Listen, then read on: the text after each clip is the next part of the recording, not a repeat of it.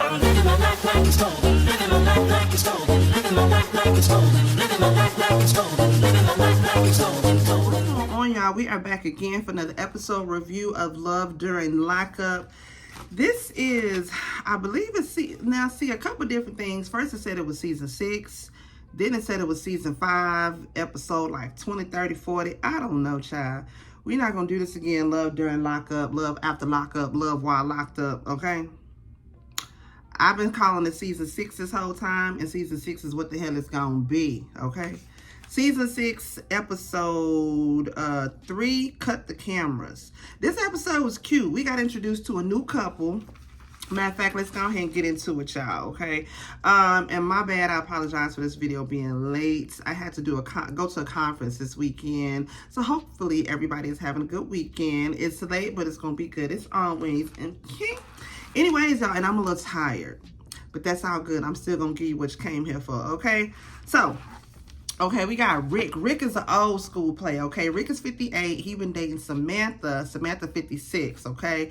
She got 3.5 years for a felony DUI. Mama got a problem with the liquor, okay? She be getting lost in the sauce, and she done been in and out of jail for drugs and different shit like that. Mostly it's been that liquor, okay? And took a hold of her goddamn ass. Now, Rick I don't know if he's ever been married before. I didn't catch that part. Either way, he ain't got no kids, but he got his nieces. His nieces are like really close to him, right? Now, the history on him and Samantha, they reconnected on the prison website, right? They've been dating for 3 months, but they reconnected. They used to date 35 years ago when he was back in college or whatnot. Now, he was a player from the Himalaya back in the day. You know, he was knocking them hoes down, and he was knocking that liquor down too, okay? He liked Samantha because he was like, she liked to party. Like, she liked to be on that sauce like he do back in the day. He don't drink no fucking mo. But I don't know if she's still, well, she ain't drinking right now. Because she ain't exactly in jail. It's like a re-entry program. Halfway house. Maybe you in jail. Maybe you out of jail. It's like you locked up, but you ain't. But bitch, you can't go nowhere because you still belong to the state. You know, something like that. But she ain't in jail, but the bitch in jail. Either way it go, he out shopping with his nieces, right? You know, trying to get a little wardrobe, get his shit up together. And Samantha ends up calling them while they out shopping and whatnot, right? And so the nieces, of course, they like his kids. They like, what the fuck going on? We need to meet this bitch. What's good? She's on a video chat or whatnot when she calls. And so she meets the nieces. The nieces say hi. They being pleasantries or whatnot with her. Now, as soon as he gets off the phone, because he mentioned something to Samantha about, you get the 125 I sent you, you know what I'm saying, all this, that, and the other. The niece is like, what the fuck is Unc talking about? 125 on what? And as he hangs up the phone, the nieces are trying to find out what's going on. Unc like, bitch, slow your roll, pump your brakes. Don't worry about it. That's my girl. I'm going to spoil her how I want to. Come to find out, he paid $125, I think it's a week.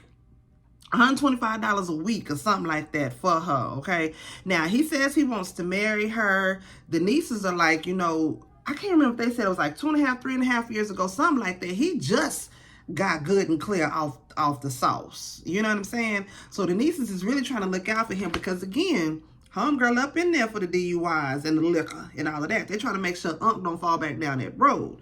Which I get that. They looking out for him or whatnot. And hopefully, you know what I'm saying, they old enough to know they don't need to be out here on that bullshit, okay? Y'all ain't no young teeny boppers, okay? Y'all a little bit old. That's Thundercat and the Moose Knuckle there, so y'all niggas need to calm down. Hopefully, they not like these youngsters out here. Because from the little bit that we seen of Samantha, she don't seem like she bad. But then again, we done seen that with some, like with Lizzie. Lizzie was out here. Lizzie in the church now. Have y'all seen Lizzie on IG?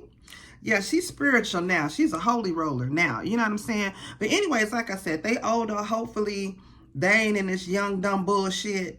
And they whole relationship work out. You know what I'm saying? He gets emotional because his nieces get emotional. Because like I say, he want to marry the woman. I think he done already got this bitch a ring. Like, he ready. And I don't blame the nieces, especially if you ain't got no kids. It's like, we are your kids. Of course we gonna look out for you. You know what I'm saying? But at the same time, y'all old. Y'all is old. Don't be out here doing all this extra shit, especially if you know your back bad or whatnot. You can't handle it. Don't do that. Don't do that. All right, y'all. So we got Joey and Michael. And listen, first of all, I apologize because last week I got them confused. I was calling Michael Joey and Joey Michael, but you niggas knew what the fuck I meant. But shout out to you motherfuckers that corrected me. Thank you. I appreciate you. Anyways, okay, Michael done called Joey. He hype about a fight that done went on in the back. I don't know if somebody done got shanked. It was a shakedown, a ride, or what the fuck is going on, but like he hype. He on the phone like, oh, look behind that. Look, they take that nigga right there out.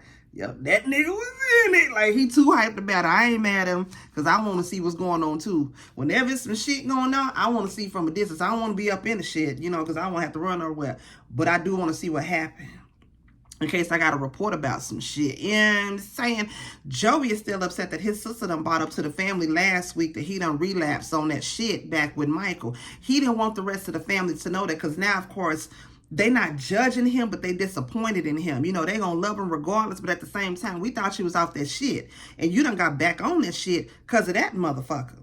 We got a problem with him. You know what I'm saying? But another thing that Joey is worried about is him going back down that bad road once Michael gets out. Because we don't even really know if Michael is even really clean himself. Joey is going back through the process of getting clean like he was before. And again, you don't relapse on account of this motherfucker. And quite honestly, if you already having feelings like you might go back down that road because of him, daddy, cut that shit off. He ain't the one for you. It ain't meant to be. Because if you wouldn't be having those thoughts if you thought something was going to work out with y'all in the first place. And again, you relapsed on account of him. You really think it's going to get better? Now, Joey is asking Michael, what's up with your release date? Because here's the thing. He's being really, really vague on when the hell he supposed to get out. When he first went in, he told him it was going to be maybe 6 months. Now he's telling him that he has to go and meet in front of the parole board or some shit like that in 2 weeks. And it could be anywhere from a couple of weeks to a couple of months. And bitch, come to find out, Michael say he could be facing up to 6 years. But he ain't told Joey this shit because he thinking Joey gonna leave his ass if he gets 6 years. Joey like, you goddamn right. He ain't say it to him, but he telling the camera folk, he like, look here, this motherfucker being real vague about when he supposed to get out, when he is getting out, when he ain't getting out. I don't know. Does he not want to tell me because it could be years and he thinks that I'm gonna leave him? Yes. That's strong ass possibility. I don't blame you. I mean, I love you. Lord, you know I love you. But at the same time, I don't want to be no prison babe. I don't want to be no prison wife. Shout out to you bitches that could do it. But, And then on top of that, not only are you worried about how long he gonna be in there, you already know that he done fucked niggas while he was in prison. Okay. You worried about if he does get out, him being faithful for you and you being enough booty cat for him. You already worried about that. So that's 1 strike, 2 strike. You don't know when he getting out. You don't know if he all the way clean, and he might take you back down the road of being on that shit again. And then you worried he might go get some other booty cat besides yours. No, cut that shit the fuck off. Child, Ayanna and Jamahl. This bitch getting on my nerves. I'm sorry, she is. Ayanna is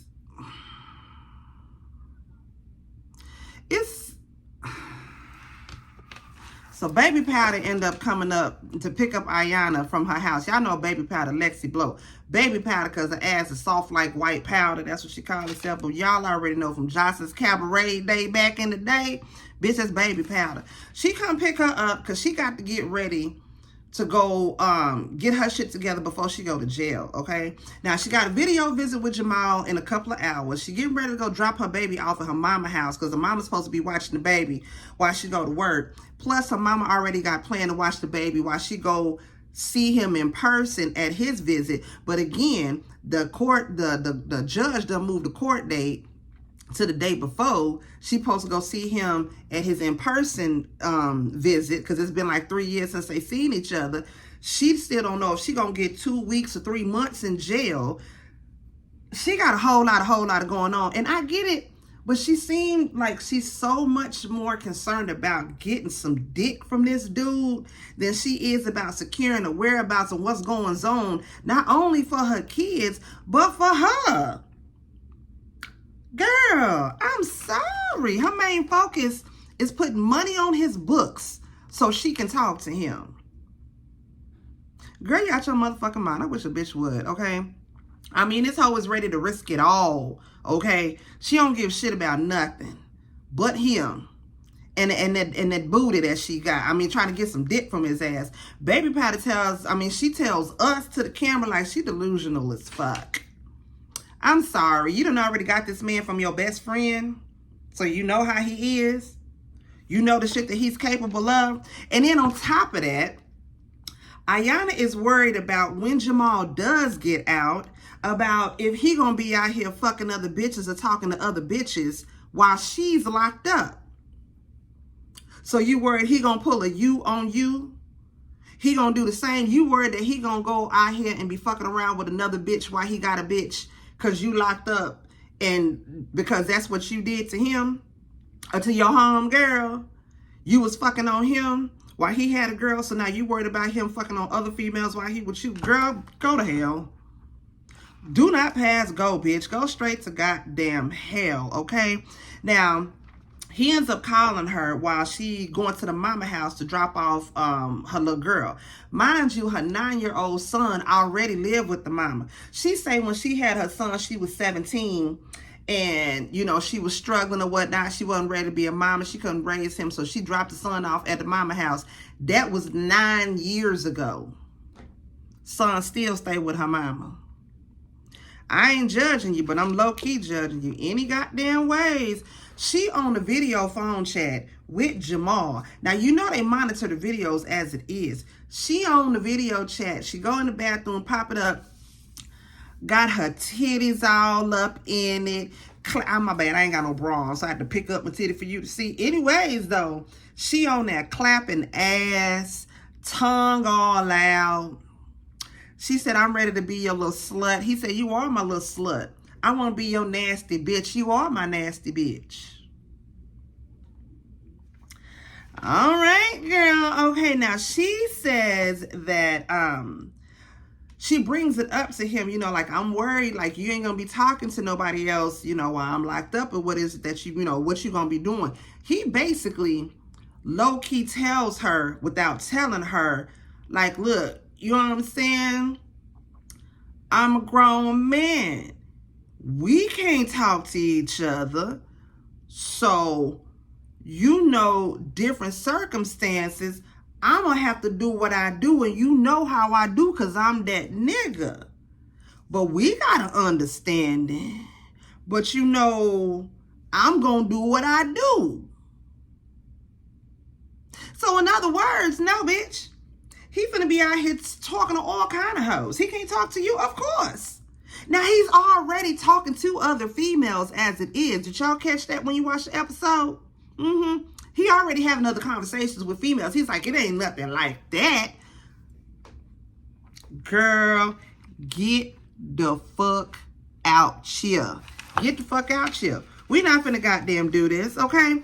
Now, Ayanna ends up having a conversation with her mama. But now this is what pissed me the fuck off right here. Bitch, you got a whole lot of goddamn nerve. I'm sorry. She basically tells her mama that, I know you already got my son, but I'm gonna need you to take my daughter too.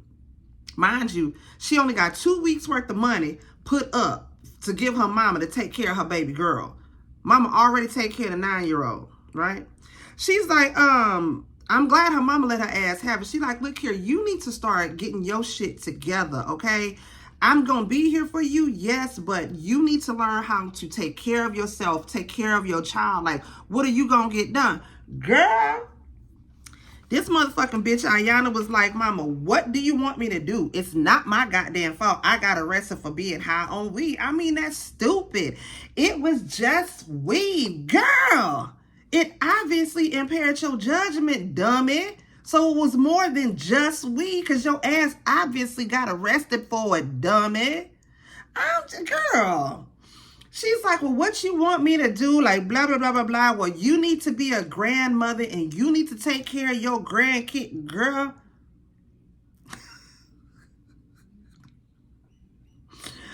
Mama was better than me.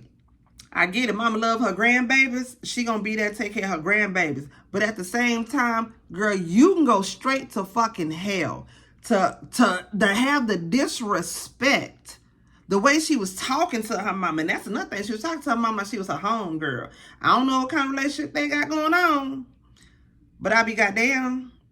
I be goddamn. And then again, like, you need to be a grandmother. You need to take care of your grandkids. Well, if it's going to be like, oh, well, mama, it is what it is. Girl, no. Kiss my black ass. But mama going to take care of them kids because that's the kind of mama that the mama is. Obviously, she done already raised her baby boy. Might as well raise the baby girl, too. Shonta and True, girl. Now, you know they want to open up a restaurant, right? Well, really, she want to open up a restaurant. That's always been a dream of hers. This nigga just now getting into culinary school up at the prison, learning how to cook shit. Cook legit shit, not spread, but trying to learn how to cook, you know, legit shit at the culinary prison or whatever, the cordon cell block blue, okay? She ends up going to an African kitchen, like an African restaurant, to learn the actual business of it all, like the back end of it. Not just cooking and this, that, and the other, but learning the business of it. What you need to put into it so that you can have something coming out of it. How you turn a profit. How do you deal with these vendors and how you have to order this and what you have to do for your space and all of this shit, right? She's getting the logistics of it, right? And she also wants to go to the bank and ask for $100K loan to open up the restaurant. Girl, that's a lot. That's a whole lot. And what if you don't even get a return investment? I'm not a return investment. What if you don't even make the money to pay up for that $100K, my mind? Ooh, that's crazy. So she, True ends up calling her when she goes and she's, now this is another thing right here. Well, before that, when she's talking to the lady who's the restaurant owner, this African lady, real pretty lady, right? True ends up calling her and he's asking like if he could speak to the owner or whatnot, right? Because, you know, she already right there with him as it is. So he's asking like, how fast was it before you saw, you know, you turned a profit and you seen something in your restaurant? The woman was like, I ain't gonna lie to you, I'm be real with you. It was about 2 years. Like, it takes a lot of time, a lot of effort. It ain't nothing that just comes overnight like that. You got to be dedicated and willing to put in a lot of hours, to lose a lot of shit, to sacrifice a lot of shit, to be able to bust the income up like that, right? Now, he's like, well, hopefully it don't take us that long. You know, I'm hoping to be able to do something a couple of months, you know, then the first couple of months, maybe a year or something like that. That's cute. That's real cute. But nothing, you got to understand, your restaurant has to be completely unique from everything else. Just like your YouTube channel. Like you know, everybody's doing a lot of the same shit. How's your shit going to be different? Is your food going to taste different? What kind of food is you going to be serving? Is it seafood? Is it soul food? Is it fried chicken? Is it ice cream? What is it going to be? Who going to be your vendors? Who going to be your people that's going to test it out? Like, it's going to take a whole lot to it. I'm just saying, once he gets off the phone, the lady, the owner, she was like, look here, mama, I'm finna be real with you. I know you love your man, and all of that, but bitch, don't be stupid. If it's any advice I can give you, it's bitch, don't go into this business with nobody else but you. I know you love your man, but you need to go with this by yourself for a minute. If I was you, I would not get into no partnership with nobody because you have to worry about what if the partnership don't work. And then you over here stuck out. You have to deal with your end of the business and how you gonna maintain your part. Girl, don't be stupid. Don't be stupid, bitch. Don't do no shit like that.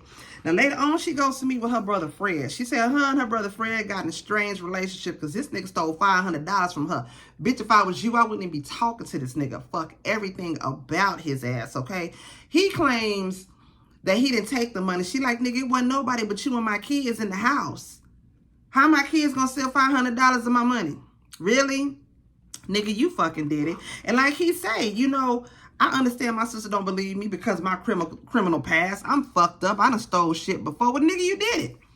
Whatever the fuck it is they said you did it, you done did it. And aside from my daddy, Freddie B, any nigga named Fred, they say they did, he did it, then that nigga did it. And even sometimes my daddy did it too. I'm just saying, any nigga named Fred, he did it. He fucking did it. And she want her motherfucking money back. Nigga. Okay? True ends up calling. Now, the brother Fred knows True because they was locked up together. That's how they actually ended up meeting, right? And so True ends up calling. And the first thing he say once he find out Fred ass is right there. He was like, hey, Fred, so what's up with that money? You don't give her money? Like, what's good? What's going on? I ain't gonna lie. I love for a nigga to come to my rescue. I was like, oh, calm down, girl. That ain't your man. Like, it was giving. Okay. I mean, okay, Shonta, girl. I seen it. Sashay Shonta, okay. He said he gonna give her all the money back that he owes her. You know what I'm saying? Basically, he came at that nigga like hit him up style. Gon' give her what you owe her, nigga. Run me my motherfucking money. Afterwards, the bro gonna say to Shonta, I don't think you know what you're getting into with him. You need to watch out for him. He this, that, and the other, and blah, blah, blah. Shonta was like, nigga, you was the one that hooked us up. What you mean look out for him? I don't know what I'm getting myself into, which she probably don't. Okay, she probably don't. But at the same time, nigga, what you know that I don't know? You the one that hooked us the fuck up. Nigga, what? Tennie and Rob, child. Tennie, you better than me for dealing with this motherfucking mama. Fuck that goddamn woman. They pick up at the restaurant right when the mama was being disrespectful, bringing up some ex-chick that Rob used to fuck with, and how the ex-chick used to do this, that, and the other, and whoop-de-whoop-de-whoop, yada, yada, yada. That's when Tennie is like, I'm out. Fuck this bitch. Y'all can finish dealing with this shit. Then the mama gonna try to call her and, well, just come sit down and talk to me. Okay, make me understand then. Fuck you. Girl, she better than me. I understand she had to do that because the cameras is there. You done already signed a motherfucking contract, but fuck that shit. If you don't like me, bitch, you just don't like me. I can't do nothing about that, okay? You better than me, but I understand you trying to do it on the strength of your man. Bitch, it is what it is. That's when Tennie had to break it down to her and be like, look here. You bringing up another bitch in front of me? And mind you, this was the ex that he was with for 7 years. Now, time out. That's that whole big ass secret that he had to tell Tennie. He got this bitch face, a portrait, tattooed on his arm. He said every time he talked to Tennie, he keep it covered up or he moved to the side. Now, just based on the features and the Karen cut, asymmetrical, short, asymmetrical over the eye. Y'all know, it was given very much so Karen. Ain't nothing wrong with that, but it was a Karen cut.